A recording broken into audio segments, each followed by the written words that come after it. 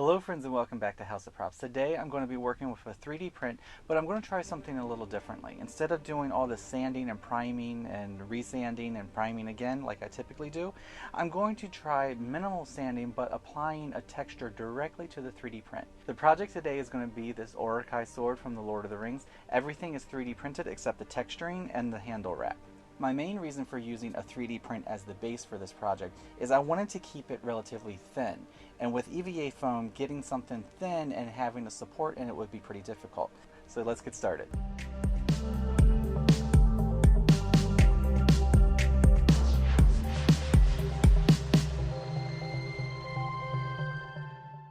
So once all the pieces are finished printing, you want to remove some of the visible print layers.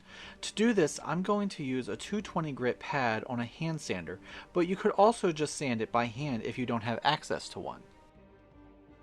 Once all the pieces are sanded, the print layers will still be visible, but they won't be as prominent, which is totally fine because the texturing we're about to do in a little bit will hide all of that. To assemble, set the handle scale pieces off to the side and begin with the grip piece. Take two 2-foot 3-inch long pieces of 1/8 inch or 3/16 inch dowels. In my case, I'm using 3/16 inch. To attach the dowels, I first squeeze some E6000 into the support holes before pressing the rods in firmly.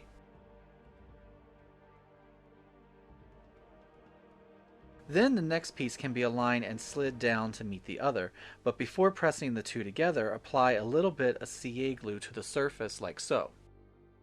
While I do that, I would appreciate it if you would click the subscribe button if you haven't already, and click the notification bell so you can be notified when a new project releases. Thank you! Once the CA glue is in place, press the pieces together, and once they're aligned, a few drops of zip kicker will cure the glue almost instantly, and you can move on to the next piece and repeat the process. The scales align so that this point matches this point on the handle, and the scale will help cover the seam between these two pieces. To attach the scales, I apply E6000 to the center and then some CA glue around the outer edges. It can be put in place and set with zip kicker. Once the pieces are attached, it should look something like this. And now we'll start some of the cleanup process. To help hide the seams between the pieces, I'm going to use some Bondo glazing and spot putty. You want to generously apply this to the seams and make sure to really press the putty into the gap. I use a palette knife. It's a little cleaner and safer than exposing bare skin to this chemical. Once it was completely dry, I took my hand sander again and just smoothed off the putty. It doesn't have to be pristine, you just want to remove any high spots and even out the surface a little.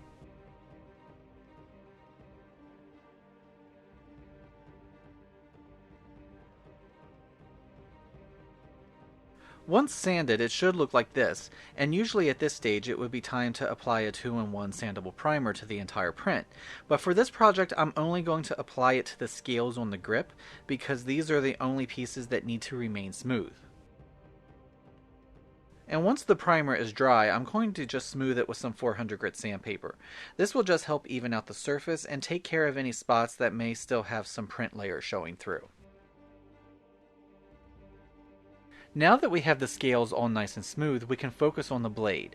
For the texture, I'm going to use the same material that I used to texture the Uruk shield a few videos ago, since it's really affordable. To apply it, I smear it sporadically with a palette knife. The surface doesn't need to be completely covered, but you want to make sure you switch up the direction you use the knife. Then take a soft bristle brush and pounce the surface of the caulk so you end up with a bumpy texture. Again, you don't need to hit every square inch. Keeping it random will make it look natural. Then take the palette knife and lightly pull the texture like so. It will flatten the bumps enough so that some of the dimpling remains, and you are left with a texture like the swords in the films, which is almost like a Damascus steel. This caulk turns clear when it dries, and when it is dry, I proceeded to wrap the handle with a strip of 2mm foam. Secure the end with CA glue and wrap the foam tightly around the handle in a sporadic pattern. At points along the way, reinforce the wrap by securing the foam with CA glue. Once it's completely wrapped, I sealed the foam with a heat gun so it will receive paint better later on. While the foam is still warm, I took the cap of a ballpoint pen that had a hole in it and pressed this into the ends of the strip. This will leave a dent like so, which when it is painted will look like a tack holding the strip to the scale. As you can see here, the texture has completely dried and has hidden any point of print layers, and now the entire sword can be sprayed with some Plasti-Dip. I recommend applying 2 coats, that way all the texture can be evenly coated and it will help even out any areas where it's less coated with texture. Once the Plasti-Dip has dried overnight, you can begin painting the sword.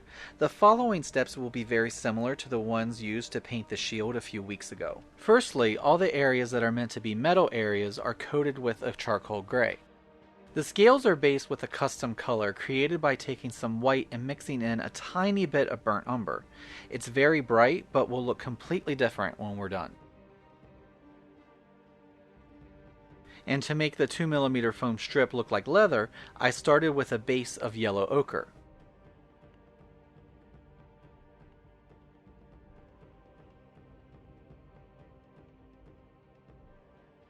After the gray dried, I dry brushed some metallic silver onto the texture. You could also use a metallic tin as well, and the more random the mark making, the better.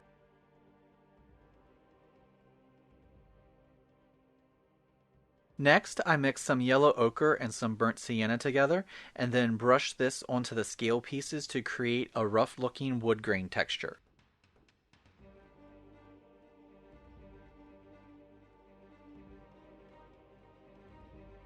Then some burnt umber thinned with some water was brushed onto the strap after the yellow ochre had dried. Then dabbing with a paper towel will create a dimple texture which resembles leather.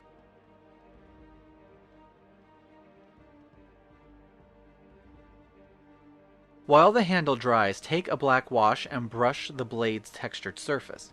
Dab it with a paper towel, just like what we did with the handle, and the black will tone down the silver and leave you with a steel coloring when it dries. After the black has dried, take some burnt umber and make a wash. This can be brushed onto the blade in random areas, and it will help break up the surface and create more variation in coloring, similar to the swords used in the film. I added some thin burnt sienna in spots across the surface to make it look like the sword was beginning to rust. These areas can be dabbed with a paper towel if you wish, so it can break up the marks and they won't look so intentional and cartoony. To help differentiate the scales from the strap, I apply a black wash to all the areas where the scales are exposed, and blend out the brush marks with a paper towel. This helps create shadow lines and begins to make the straps look separate. To separate them even more and create a wood grain texture, I mix some burnt umber with a little bit of black and paint sketchy lines on the scales like so.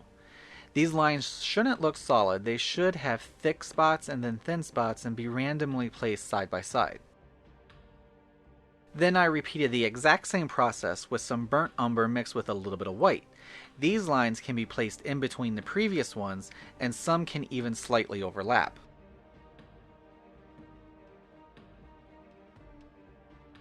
The final step was to paint the tack areas on the straps.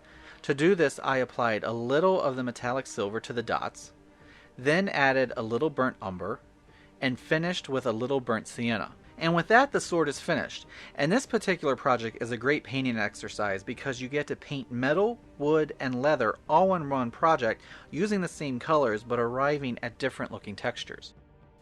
And I have to say, I'm really happy with the way that this turned out.